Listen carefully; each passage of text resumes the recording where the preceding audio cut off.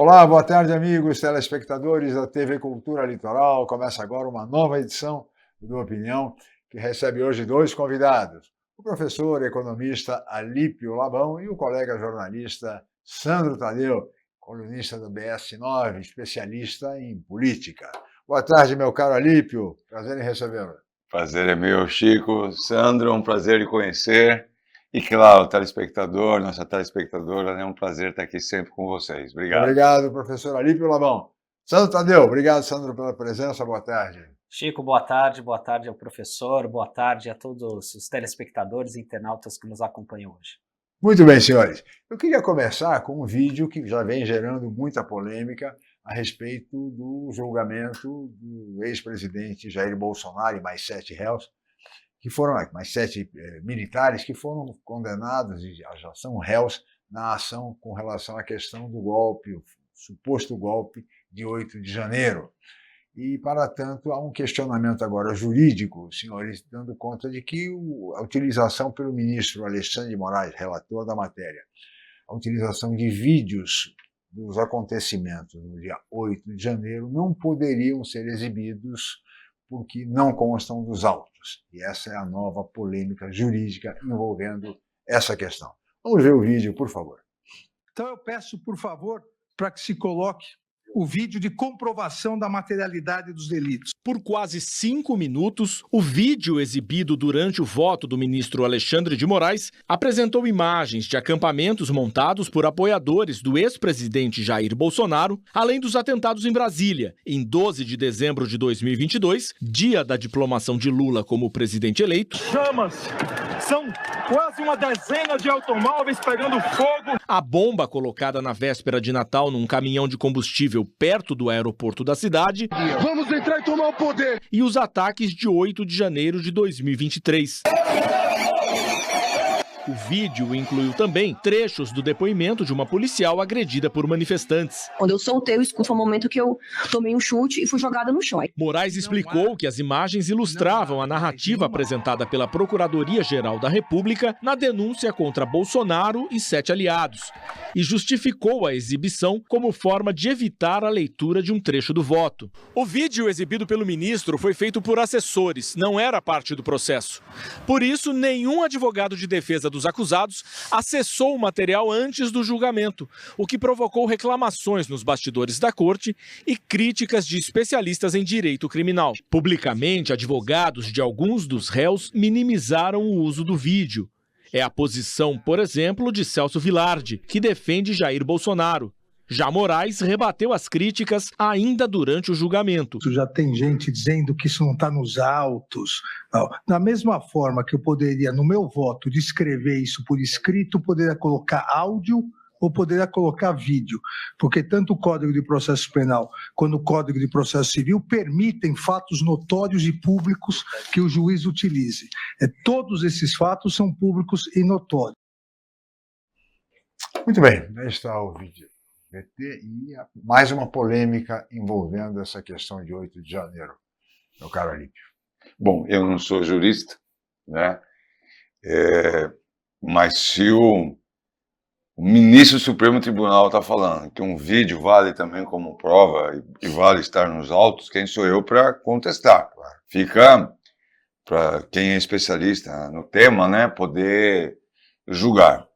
Agora, outro dia eu estava lendo o jornal, acho que foi ontem, e tinha uma charge dizendo assim, tinha uma placa escrito anistia, aí vinha outra dizendo assim, não foi golpe. Aí o charge dizia, tem que escolher qual é a faixa que vocês querem colocar, né? Foi golpe ou não foi golpe, né? Se foi golpe, tem que ir na anistia, então mais ou menos isso. Lembrando que hoje é 31 de março, sim, que é um golpe mais retumbante, né? Retumbante, perdão, do país. 61 anos do golpe fazendo hoje. E aí esse golpe me lembra o seguinte, né? O Jair Bolsonaro, que é o advogado dele acabou de ser apresentado, alega que ele não participou do golpe. Aí me lembrou, não sei se vocês recordam também, do Ronald Reagan, no caso do Irã Contras, né? Que ele estava vendendo...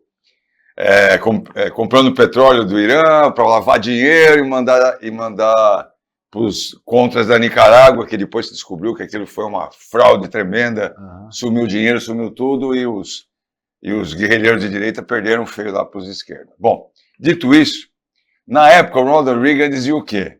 Não sei de nada, tudo quem fez foi o Oliver North, o coronel, né? O coronel sabia, o ministro, o secretário de defesa sabia que era da Marinha, menos o Oliver North. É que nem o Bolsonaro, né? Todo mundo envolvido. O ajudante de ordens, os outros militares, e ele não sabia de nada. Então, lembrando, né, que a gente está falando de 31 de março, que é a data de hoje, que nesses golpes, nesses dias que antecederam a tentativa de golpe de 8 de janeiro, que para mim não resta qualquer dúvida que foi uma tentativa de golpe, né? Para mim não resta nenhuma dúvida. Uma questão de provar. Aí, de novo, é com a área jurídica.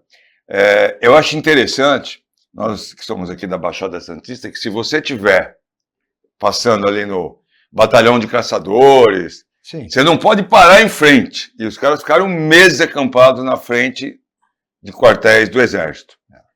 Curioso, né? É verdade. Santo Tadeu, qual é a sua avaliação? Bom, assim como o professor Alípio, eu também não sou jurista, né? Mas, e assim, até de uma forma jocosa, algumas pessoas brincando já com o Alexandre de Moraes, que as pessoas já até o chamam na intimidade de Xandão, disseram que esse vídeo seria para ele concorrer ao Oscar de melhor documentário ou roteiro adaptado, né? Que aí depende do gosto de quem está acompanhando esse caso, né?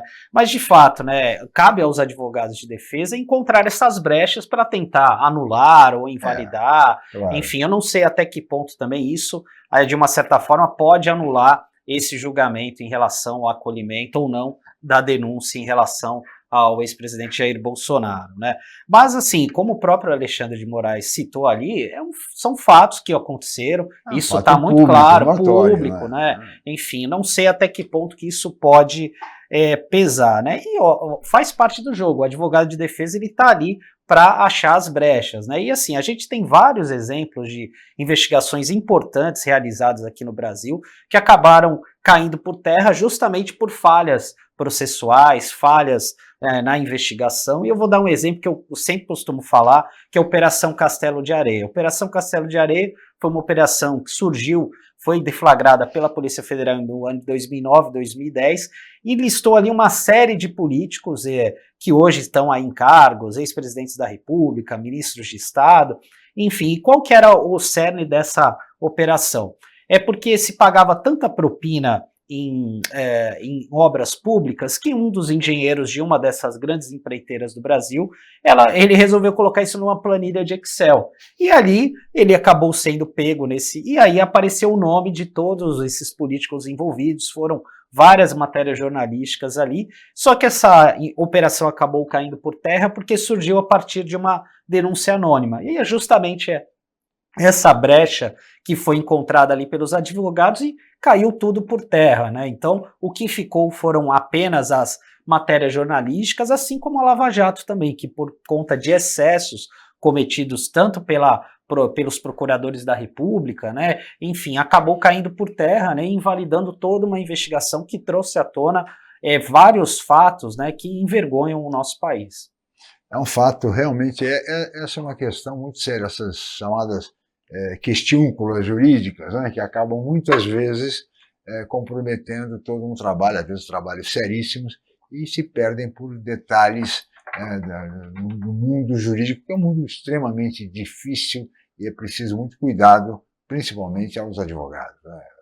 É uma coisa que não envolve apenas a questão técnica, a questão econômica, mas, sobretudo, a questão jurídica.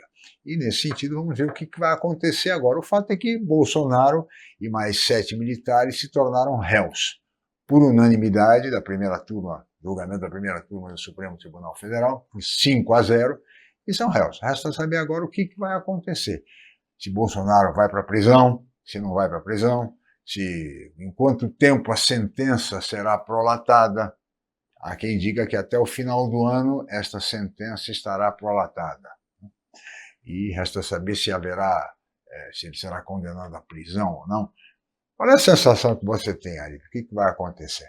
Olha, até um ex-ministro, né, que deixou recentemente o Supremo Tribunal Federal, esqueci o nome dele, ele falou que seria de bom tom que a promulgação, né, dessa sentença seja feita ainda este ano. Certo. Eu acredito que sim, porque já se passaram 2 anos, né? Sim. 2 anos agora, em janeiro. E precisa haver respostas também, né? Porque se você coloca uma figura pública como um ex-presidente no banco dos réus, né, não dá para você ficar estendendo isso ad eterno, senão é uma coisa muito complicada.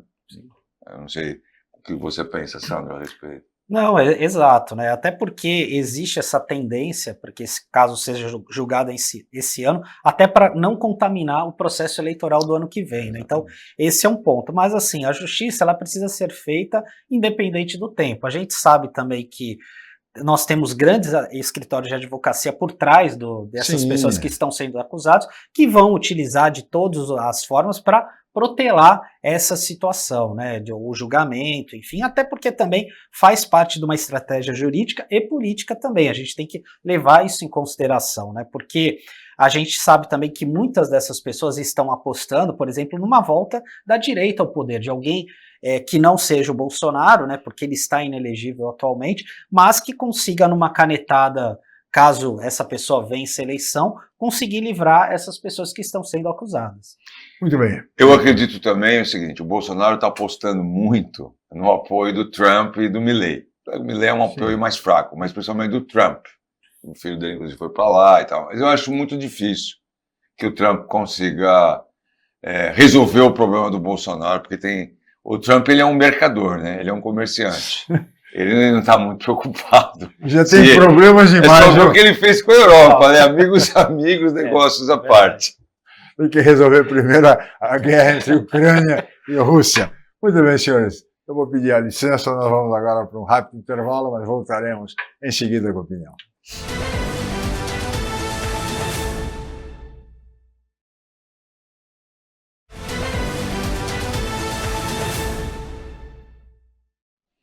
Muito bem, estamos de volta com a opinião desta segunda-feira, 31 de março, e hoje recebendo com muito prazer o professor economista Alípio Labão e também o colega jornalista, especialista em política, colunista da BS9, Sandro Tadeu. E agora, senhores, nós vamos ver mais um VT que trata agora da definição de uma prisão domiciliar para aquela cabeleireira, Débora, que pichou com batom a estátua da Justiça no dia 8 de janeiro. Vamos ver o VT, por favor. O ministro Alexandre de Moraes acolheu uma manifestação do Procurador-Geral da República, Paulo Gonet, que pediu a troca da prisão preventiva em prisão domiciliar, porque a medida observa os princípios de proteção à maternidade e à infância e do melhor interesse do menor. Moraes alegou também que o fato de o ministro Luiz Fux ter pedido vista e paralisado o julgamento da cabeleireira nesta semana tornou necessária a análise da atual situação de privação de liberdade de Débora dos Santos, que está detida desde 2024. Mas o ministro negou o pedido de liberdade provisória feito pela defesa dela. Débora deixou os 2 filhos com o pai das crianças em Paulínia, no interior paulista, e foi até Brasília, onde participou dos ataques às sedes dos 3 poderes em 8 de janeiro de 2023. Ela é acusada de 5 crimes e, se for condenada, pode pegar 14 anos de prisão. O presidente do STF, Luiz Roberto Barroso, disse hoje que a quantidade de crimes praticados nos atos antidemocráticos justificam o tempo das punições. A não punição desse episódio pode fazer parecer que na próxima eleição, quem não estiver satisfeito pode pregar a derrubada do governo eleito e pode invadir prédios públicos. Bem, aí está o VT, mas o fato é que a cabeleireira Débora dos Santos está em prisão domiciliar até por conta de ter filhos menores, né? E realmente 14 anos era uma pena muito alta, muito elevada, convenhamos, né? É um crime que, afinal, pichação, enfim, usando até uma frase que o próprio ministro presidente do STF, Luiz Roberto Barroso, disse em Nova York para um manifestante, né? Perdeu o mané. Ele usou essa frase. E ela utilizou isto naquela atitude. Claro que não se justifica o vandalismo, a pichação, é claro, mas também uma condenação de 14 anos, quando você vê criminosos, homicidas, traficantes, muitas vezes saem da prisão com muito menos tempo. Alípio. Bom, eu fiquei em dúvida com a Débora do batom, né? Porque estão falando que ela é cabeleireira, então não sei porque ela não botou uma peruca de uma vez na estátua para ficar mais ridícula a atitude dela, né? Parecendo mais maquiadora do que cabeleireira. É óbvio que ela não está sendo julgada só porque ela fez isso, mas de fato a frase em si incita uma resposta a que o próprio ministro fez em Nova York, como você lembrou bem, né? Eu vejo também, assim, que é uma pena muito severa para quem não coordenou, não incitou fazer o golpe. Ela participou, ela foi incitada, Sim. né? Então, quem incitou, que é o responsável, que é isso que o Supremo Tribunal Federal tem que julgar de fato, claro. é chegar no mandante. No mandante, lógico. Que parece bastante óbvio quem foi, mas ser óbvio não quer dizer que vai reunir prova. Já diz meu sogro, que é um desembargador muito famoso aqui em Santos, né, aposentado a longa data, na justiça não basta ter razão, tem que ter provas, né? Então, se houver provas, esses mandantes têm que ser, de fato, sejam circunstanciais ou materiais, ou a junção das duas, tem que, né, tem que ser julgado e condenado, e receber a devida punição. Claro, não tem Mas, assim, o que não pode é a extrema-direita, porque não é direita, viu, Sandro? Direita sou eu, só para me pontuar aqui. Eu também sou a favor do capitalismo, sou a favor de ganhar dinheiro com ética, com responsabilidade, levando em conta as questões de ESG, né, de ambiente, né, social, de governança, essa coisa toda. Eles são extrema-direita, só eles querem governar, não pode ter mais ninguém, né? Então, assim, essas pessoas, elas têm que ser responsabilizadas por aquilo que elas tentaram fazer. Dizer que ficaram na frente, como disse no primeiro bloco, ficar na frente dos quartéis, todo mundo achando lindo aquilo, né, dentro dos quartéis, ou pelo menos o comandante. É bastante estranho. Sem dúvida nenhuma. Sandro.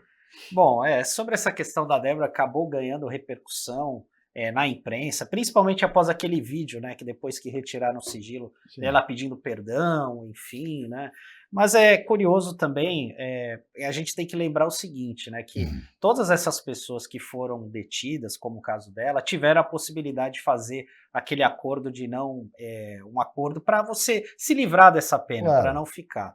Então, foi oferecido a ela e ela acabou recusando, ou seja, porque ela realmente reconhece, de alguma forma, que ela estava ali por não acreditar naquele governo que foi eleito, que tinha acabado de assumir, no caso do presidente Lula, enfim, então a gente também precisa levar em consideração isso. Também tem outro aspecto também que foi pouco abordado na imprensa, é que a Polícia Federal foi investigar o que estava no celular dela, e coincidentemente estava tudo apagado, de novembro, comecinho de dezembro até janeiro, até a data dessa tentativa de golpe, né, enfim, e não foi encontrado nada no celular, o que dá uma possibilidade, dá um indício de ocultação de provas, né? A gente não sabe de fato o envolvimento, qual foi o grau de envolvimento dela nessa história, né? Mas foi um caso que gerou grande repercussão, são penas altas quando a gente compara com outros crimes, com pessoas que acabam cometendo homicídio, por exemplo, né? E assim, eu acho que o Supremo também pretende dar um recado para isso, até para evitar algumas outras situações, como a gente estava até comentando aqui nos bastidores, porque toda pessoa que acaba ganhando uma evidência, ela, obviamente, ela já está de olho na política, né? Não ela necessariamente, mas lideranças partidárias, né? Porque querem lançá-la como candidata e certamente vai conseguir ser eleita. A gente tem vários exemplos, até mesmo do PL, por exemplo, a gente teve aquela policial Kátia Sastre, que ela reagiu, né, quando houve uma tentativa de assalto na frente de uma escola, ela como policial militar reagiu e por conta desse vídeo que viralizou na internet na ocasião, ela acabou se elegendo deputada federal por um mandato só. E assim, faz parte do jogo, né? O partido político ele quer muitas vezes lançar artistas, lançar pessoas. O Tiririca foi mais esperto, que está já no 3º mandato, né? Enfim, já conseguiu se consolidar ali na política, né? De uma forma impressionante, o que mostra que ele não tem nada de bobo, né? Então, faz parte do jogo, né? Então, os partidos certamente já vão atrás da Débora, caso ela possa ser candidata. O PL já se manifestou. Ela poderá ser candidata pelo PL. Ô, Chico, eu não quero entregar a nossa idade, né? Mas o Sandro não era nascido. Existia um candidato a vereador que se elegeu chamado Zé Macaco, que era analfabeto, e ele andava com um carrinho de... João Vicente Cunha. Que, aliás, ele foi o mais votado de Santos na eleição de 1988. A eleição que, para a prefeitura, foi vencida pela deputada Thelma de Souza, na época. Né? E, como a tradição estabelece, o vereador mais votado é aquele que dá posse ao prefeito eleito. Né? E foi o caso. Então, o vereador João Vicente Cunha foi quem deu posse à prefeita Thelma de Souza, isso em 1º de janeiro de 1989. Nossa, eu acho que eu me enganei, eu não estava... Mas, ô Chico, não sei se eu posso antecipar, mas é engraçado que o Sandro comentou uma coisa espetacular, que é de não aceitar o resultado da eleição, né? Agora eu queria saber, a extrema-direita, tá, Sandro? Me perdoe. Eu quero saber como a extrema-direita vai reagir agora que o Trump considera o sistema eleitoral brasileiro um modelo.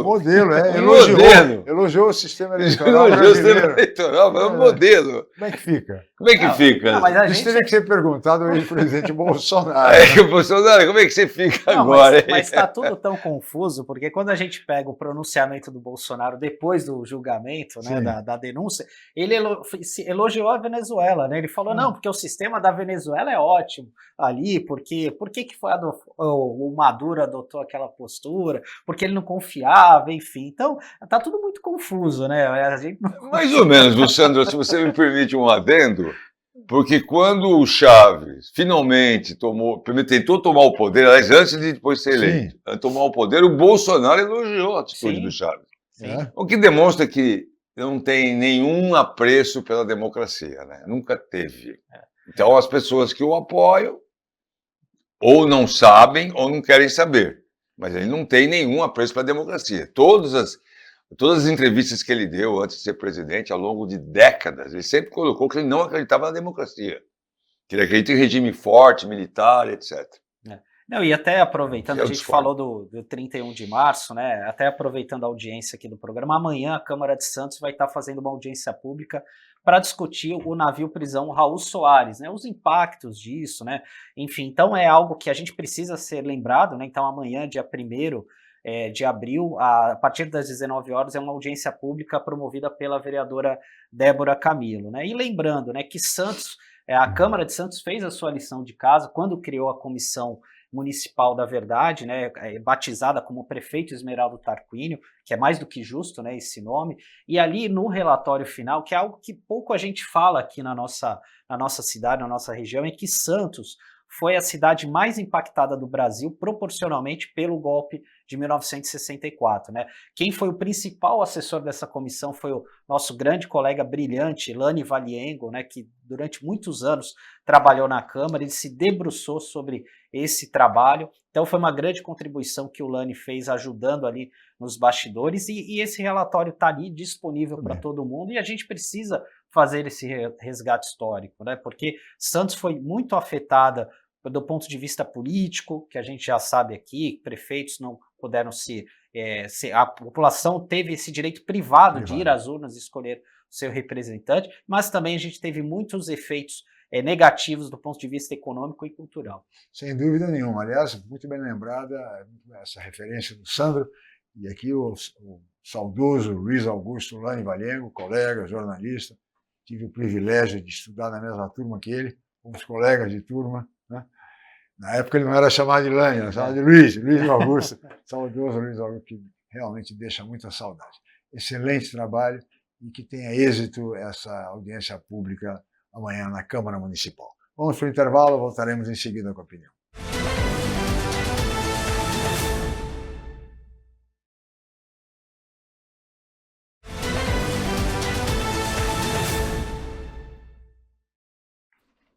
Muito bem, estamos de volta com a opinião desta segunda-feira, 31 de março, e hoje recebendo aqui nos estúdios da TV Cultura Litoral, com muito prazer, o professor economista Lípio Labão e também o colega jornalista, especialista em política, Sandro Tadeu. E vamos ver, senhores, mais um VT agora que trata daquela questão do cartão vacinação do presidente Bolsonaro. Vocês lembram desse episódio? Aquela confusão toda. Vamos ver o VT, por favor.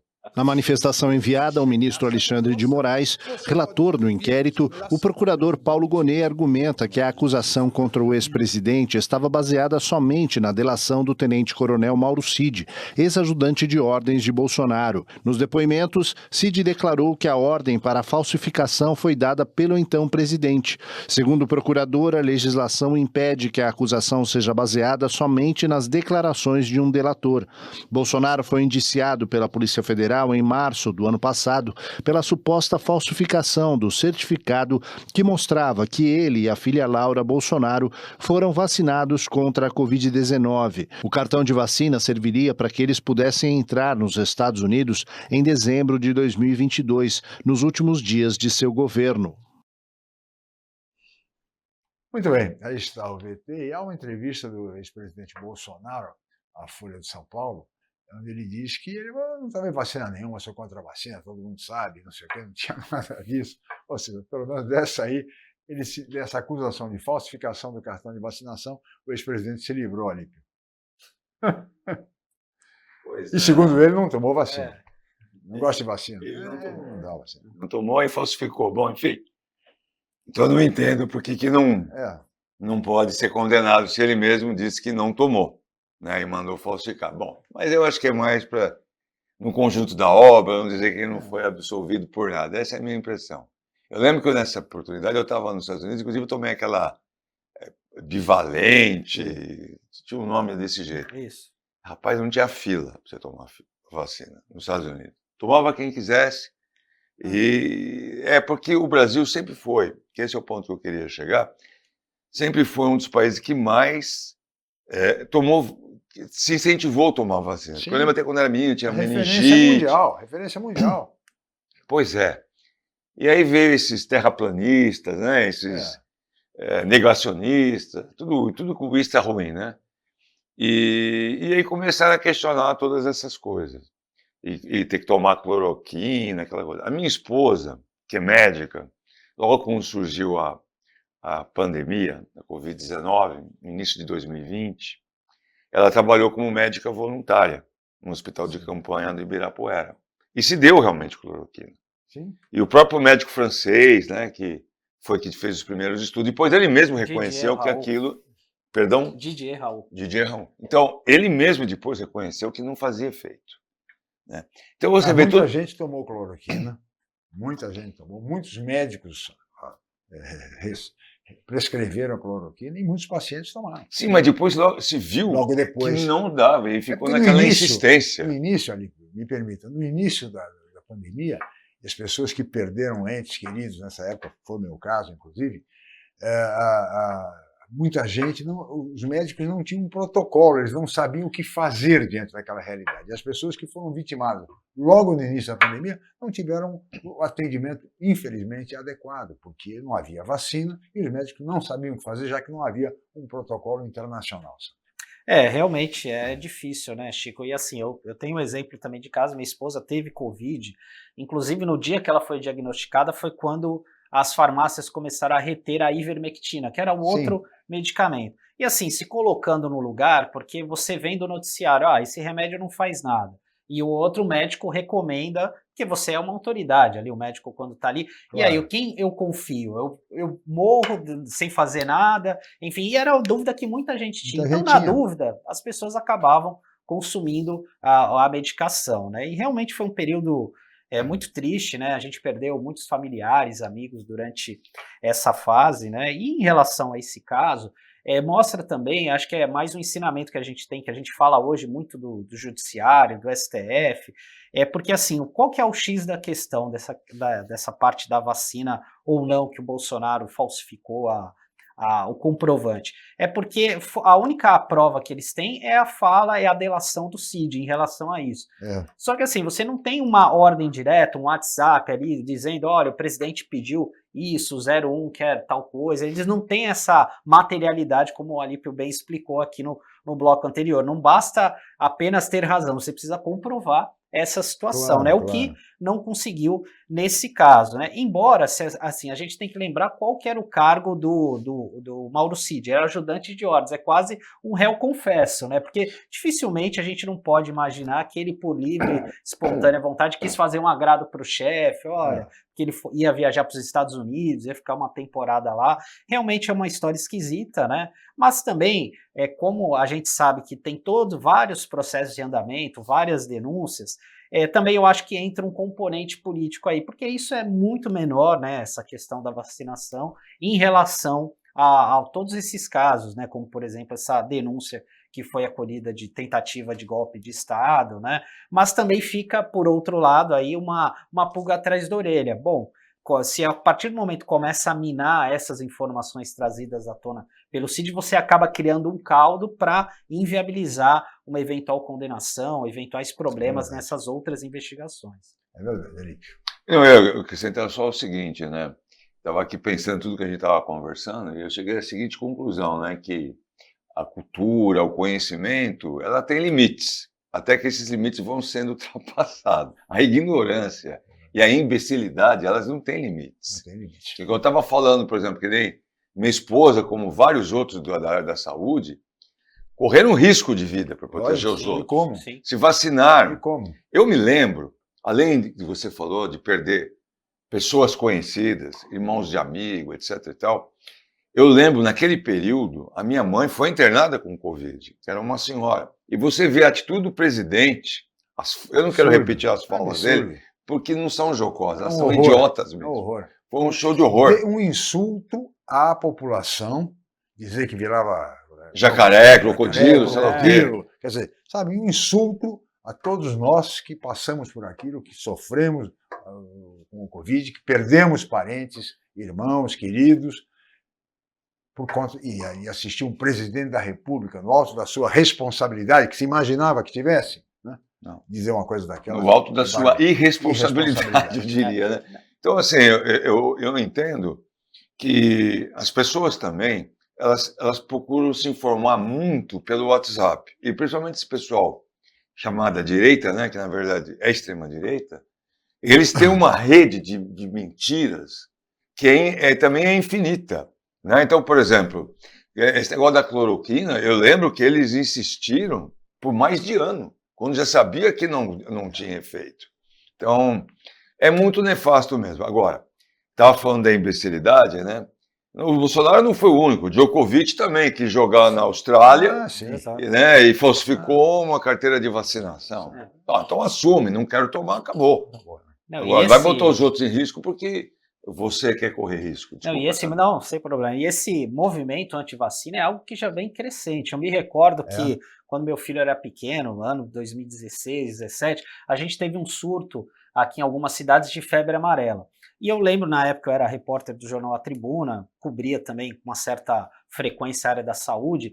Quando você ouvia os pediatras, os pais eles não queriam levar as crianças para tomar a vacina de febre amarela, porque realmente uma vacina que causa muito efeito colateral, mas não te garante uma proteção ali durante a vida toda, né? Mas muitos pais se recusavam a levar as crianças por causa disso, porque teve um caso de uma criança que acabou falecendo por conta de um efeito da vacina, mas isso se espalha de uma forma pelo WhatsApp, então esse é um movimento que já vem de uma forma crescendo de forma gradual, né? E veio a pandemia de Covid-19, que a gente sabe também que tem interesses comerciais por causa disso também, né? A gente sabe que muita gente ganhou dinheiro com essa tipo de situação, divulgando informações inverídicas, né? E realmente é muito complicado, né? E assim, infelizmente eu tive pessoas próximas, né, que foram tentadas a convencer, olha, toma a vacina, não vou tomar, e abriam um armário de casa falando, olha, tá aqui a minha cura da Covid. Era o armário cheio de ivermectina, cloroquina, e um mês depois dessa conversa veio a falecer, né? Então, é triste, né, isso que aconteceu, mas apesar da informação que hoje ela está disponível nas nossas mãos de uma forma muito mais ampla do que antigamente. Infelizmente, essa informação equivocada, errada, chega cada vez mais nas pessoas e acaba convencendo. E essa elas desinformação, me permita, só para não perder a oportunidade ali, levou muita gente a enfrentar outros problemas, tipo ivermectina. É um belo remédio contra a escabiose. Sim. Então, as pessoas que eventualmente estavam sofrendo, tinham alguma coisa em relação, não conseguiam mais a medicação porque estavam estocando em casa para contra a Covid. Ficou faltando. Ignorância completa e irresponsabilidade total. É uma irresponsabilidade total mesmo, né? Então, assim, o que eu queria só acrescentar, né, é que, primeiro eu queria prestar aqui uma homenagem de público, né, por todo esse pessoal da área da saúde, pelo que eles fizeram por nós, porque a gente costuma esquecer muito rapidamente as coisas, né? E não é só no Brasil, não, né? De uma maneira geral, porque eles correram risco de vida, como você falou, não havia protocolo, né, de cura, mas havia todo um protocolo para se proteger, mas não era exatamente uma 100% seguro. Inclusive se falava, não, quem pegou Covid não vai pegar a segunda vez, depois descobriu-se que não. Então, várias coisas eles foram tateando. No escuro, né? E eles se dedicaram por nós. Aí vem pessoas irresponsáveis dizer que aquilo é uma bobagem, que vai virar crocodilo, jacaré, sapo, sei lá. E eu acho importante também que as pessoas precisam se conscientizar o seguinte, que é uma coisa, que é um desafio que você pode fazer para qualquer um que defende a extrema-direita. Então, assim, tem alguma coisa que você discorde do Bolsonaro? Tem alguma coisa que você discorde do Milei ou do Trump? Eles não sabem falar. É impressionante. Tudo que essas pessoas falam para essa gente é Deus. Eles não têm nenhuma massa crítica, né? Então, que nem para o melhor candidato que eu possa ter, eu sempre vou ter alguma coisa que eu discorde, mas eles nada discordam. Inclusive foi assim na vacina. É verdade. Lamentavelmente, porque o Brasil sempre foi referência mundial em campanhas de imunização. Nós chegamos, não faz muito tempo, nós chegávamos a imunizar 95% da população alvo, né? Hoje, infelizmente, até mesmo casos de poliomielite estão reaparecendo, que é lamentável, paralisia infantil. Todos nós lembramos do Zé Gotinha, que a vacinação era uma festa no Brasil. Hoje, infelizmente, não é mais. Muito bem, senhores, vou pedir licença de ambos, vamos para mais um intervalo, voltaremos em seguida com a opinião.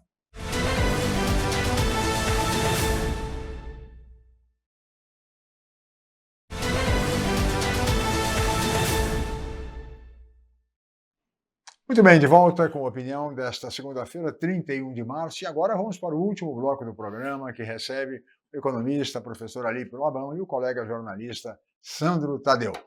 Senhores, Sandro, eu queria começar com você esse bloco falando de um tema mais político, que é a questão do projeto da anistia, que lá está tramitando pelo Congresso, pela Câmara, Senado, etc., e há pressa da turma da direita e da extrema-direita, né? Extrema-direita, por favor. A extrema-direita quer votar o quanto antes aí, em regime de urgência, mas parece que não vai ser assim. Como é que você está acompanhando essa questão? A anistia vai ser votada? Olha, eu acho que até pode ser votada, ser aprovada pelo Congresso Nacional, mas eu acho que dificilmente vai ser aprovada, né? Vai ser derrubada certamente pelo STF, né? Porque na Câmara você precisa de uma maioria simples, o que eu acho que não é nenhuma dificuldade, né? Até porque o PL, que é o principal partido ali vinculado ao Bolsonaro, tem praticamente quase 100 deputados, né? Então boa parte da bancada deve ser favorável a isso, né? E a gente sabe também que tem outros parlamentares, né, que são alinhados ao Bolsonaro, que estão em outros partidos e que certamente vão aprovar. Agora, no Senado, a história é um pouco diferente, né? Embora o PL também, o Bolsonaro tem alguns aliados ali no Senado, mas normalmente, né, o Senado é aquela casa ali que coloca a bola no chão, ó, vamos deixar a poeira baixar. Então eu acho que não coloco muita fé que esse projeto avance de uma maneira tão rápida como está sendo imaginado. Se eu entendi direito, que eu não sou muito eu não sou um experto, né, em política como o Sandro, a Câmara dos Deputados é a seleção brasileira, né? E o Senado é a seleção da Espanha, que põe a bola no chão, toca direitinho e tal. Argentina. Né? Argentina. Não fala isso, que eu vou parar de dormir de novo. A seleção dele era bem melhor que a nossa. Olha, em relação à anistia, eu me lembro daquela frase, né, antiga, né, na época da realeza: o rei morreu, viva o rei! Quer dizer, viva o novo. Tá cheio de gente querendo ser rei, né? E assumir esse posto do Bolsonaro. Caiado, Zema, né? O que assim fica fazendo o papel da Virgem, né, para ir para o altar é o Tarcísio, né, governador de São Paulo. Talvez eu não querendo colocar em dúvida a lealdade dele, que parece ser realmente bastante leal, mas infelizmente leal, uma pessoa complicada, né, em todos os sentidos na política, que é o Bolsonaro. Eu acredito que vai ser pautado, mas não vai ser aprovado. Porque precisa de 2/3, né? É maioria simples. Na Câmara é maioria simples. Maioria simples talvez consiga. Se fosse 2/3, mas o Senado eu não acredito. A gente viu quando teve o impeachment da Dilma, né, a diferença de nível entre a Câmara e o Senado, né? Lembra dos votos? Show de horrores. Pela minha rapariga, né? Pelos os meus eleitores de Pirabobim, não sei o quê, voto pelo impeachment, né? Então, eu acredito que, vamos dizer assim, que na Câmara vai ser uma festa como antes, né? Mas não passa pelo Senado. Anistia. Bom, de qualquer maneira, já o pano de fundo é a eleição, é a possibilidade de Bolsonaro reverter essa inelegibilidade. O Bolsonaro se coloca, aliás, nessa entrevista à Folha de São Paulo, ele se coloca como candidato. Sim. Ele é candidato à presidência da República. Se puder, será. Né? Se não, ele tem alguns nomes que ele faz algumas avaliações e tal. O filho, inclusive, do Chico, Bolsonaro. O Bolsonaro seria o rei moribundo? Resta saber quem será o rei, né? E o Bolsonaro, nessa entrevista para a Folha, ele tem uma dificuldade muito grande de elogiar o outro. É impressionante. Ele fala, ele nunca é 100% e tal. Ele tem uma dificuldade de ele elogia o Tarcísio, né? Mais ou menos. Ele é o Nelson Piquet da política, né? Elogia mais ou menos o governador de São Paulo, Tarcísio. Mas, o meu caro Alípio, eu queria agora que você fizesse uma avaliação para nós dessa viagem do presidente Lula à Ásia, sobretudo em relação ao Japão. O objetivo é vender carne brasileira, tentar convencer os japoneses a comprarem a nossa carne e ampliar as relações comerciais com o Vietnã. Positiva essa viagem? Totalmente positiva, do meu modo de entender. Bom, em primeiro lugar é o seguinte, o Japão é chave, sim, mas eu acho que tem um outro player, como a gente fala nesse mercado, mais chave. Se chama Vietnã. Inclusive, eu estive pessoalmente com o atual embaixador Bui do Vietnã, aqui no Brasil. Para quem não sabe, esse embaixador, ele foi anteriormente o embaixador do Vietnã nos Estados Unidos. E foi ele, quer dizer, veja a habilidade que esse senhor, né, certamente deve ter. Ele conseguiu transformar os Estados Unidos no segundo maior parceiro do Vietnã. Só perde para a China, que está lá do lado. Né? Porque a China hoje, assim como o Japão, num passado não tão longe, começou a produzir suas coisas na Coreia, né, seus produtos, notadamente a indústria automobilística, a China começou a fazer isso também com o Vietnã. O Vietnã hoje já tem os Estados Unidos, portanto, como seu segundo maior parceiro econômico. Né? Comunismo, negócios à parte. Né? Então, é mais ou menos o mesmo modelo da China. Né? Dois sistemas, um regime. Na China, na verdade, são 3 sistemas, porque ainda se mantém até uma parte que é bastante feudal, não é nem capitalista, né? Nem comunista. Então, eu acredito que, por exemplo, o Vietnã deve ter muitos interesses em minérios do Brasil, principalmente minério de ferro, que hoje a China também importa muito.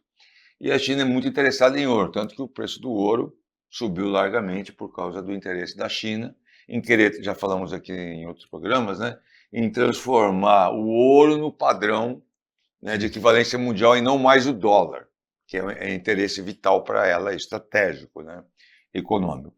Com relação ao Japão, o Japão já há um bom tempo é um parceiro do Brasil, né, e acredito que vai se intensificar mais. Por quê? Porque nós temos um grande aliado, chama-se Donald Trump. Né? Taxando todo mundo e tal. Todo mundo vai ter que buscar novos mercados. Claro. Né? E lá na Ásia não é diferente. Então tá aí.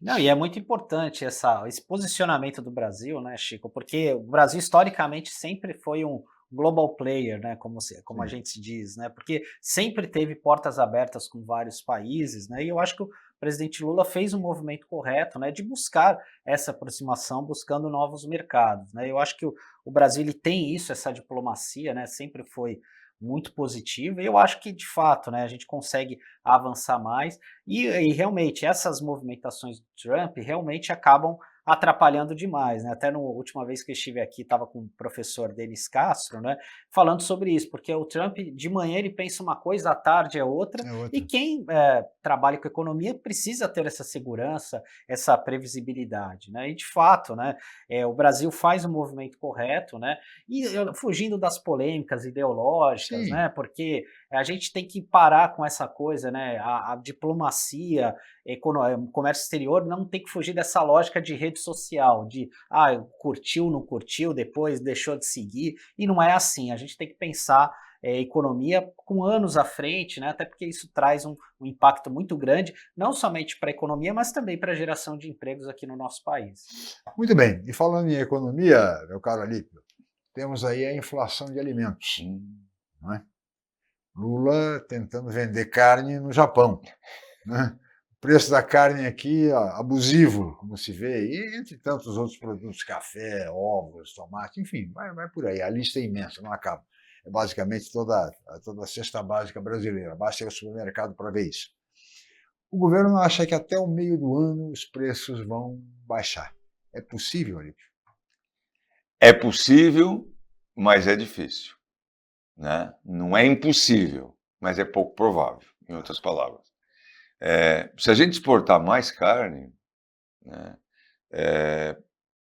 a não ser que a gente aumente muito a produção, vai acabar encarecendo, porque vai ter mais procura, etc. E tal. Lembrando que no último programa que eu estive aqui, o Haddad tinha prometido que nem picanha, vai ter até filé mignon para todo mundo. Vamos aguardar. Até o meio do ano. Até o meio do ano, acho difícil. Mas sim. Em todo caso. Veja, o próprio Japão já ter vindo aqui, né, para se interessar e mandar... Fazer análise da carne. Isso aí, todo mundo blá, blá, blá. É óbvio que vai começar a importar carne, né? Com relação à caristia, né, que é o preço dos alimentos, realmente está difícil. Está difícil, a gente está vendo realmente, os preços não abaixam, então existe sim uma pressão por demanda, porque senão os preços abaixariam. Sandro, tem solução? Rapidamente. Olha, é difícil, né, Chico? Assim, até como o professor explicou aqui, o Alípio, né, realmente a gente tem alguns movimentos da economia, né, e tem coisas que são sazonais, né, uma hora aumenta, acaba diminuindo, mas no geral a gente percebe, né, quem compra aí no dia a dia no mercado, faz a feira, sabe o quanto que isso está pesando no bolso de cada família. Vamos ver se melhora. Muito bem, Alípio, muito bem, Sandro, chegamos ao final. Teríamos muito mais a conversar, mas sabe, temos limitações e vamos chegando ao fim. Queria agradecer muito a presença do professor Alípio Labão, economista. Muito obrigado, Alípio, pela presença. Eu que agradeço. É um prazer estar com você, Chico. Agora, o mais novo amigo, Sandro. Muito bem. Brilhante. Obrigado. Santo Tadeu, muito obrigado. Obrigado, Chico, pelo convite. Um abraço aqui para o Alípio e a todos os telespectadores e internautas. Muito bem. E um agradecimento especial a você, meu caro telespectador, minha cara telespectadora, pela audiência qualificada de sempre. Estaremos de volta amanhã em mais uma edição. Muito obrigado e até lá.